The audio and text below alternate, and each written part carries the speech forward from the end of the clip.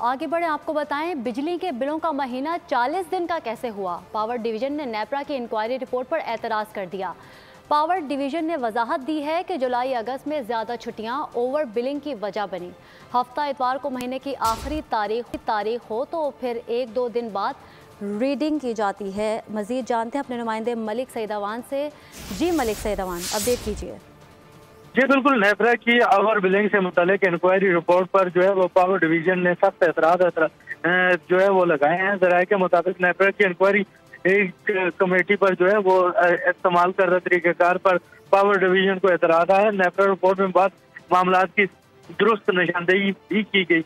ये कहना है कि पावर डिवीजन हुकाम का, जराये के मुताबिक पावर डिवीजन हुकाम को नेपरा की सैम्पलिंग के तरीक़ेकार पर एतराज है। इसके अलावा नेपरा ने सिर्फ शिकायत को बतौर सैंपल के तौर पर अपनी इंक्वायरी में इस्तेमाल किया। पावर डिवीजन हुकाम के जराये के मुताबिक नेपरा की जानिब से रैंडम सैंपलिंग नहीं की गई।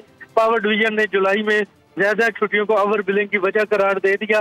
जुलाई में 5 वीकेंड आए और छुट्टियां ज्यादा थी। हफ्ता इतवार को महीने की आखिरी तारीख हो तो फिर 1-2 दिन बाद जो है वो मीटर रीडिंग की जाती है। अगस्त में भी छुट्टियां ज्यादा हुई, जिसकी वजह से ज्यादा दिनों में जो है बिजली की मीटर रीडिंग की गई। जी मलिक सईदावान आपका अपडेट कर रहे हैं आपको कि बिजली के बिलों का महीना 40 दिन का कैसे हुआ। पावर डिवीजन ने नेपरा की इंक्वायरी रिपोर्ट पर एतराज़ कर दिया। इसी हवाले से मलिक सईदावान हमें अपडेट कर रहे थे। आपका शुक्रिया। सब्सक्राइब करें और बेल दबाएं ताकि कोई खबर रह न जाए।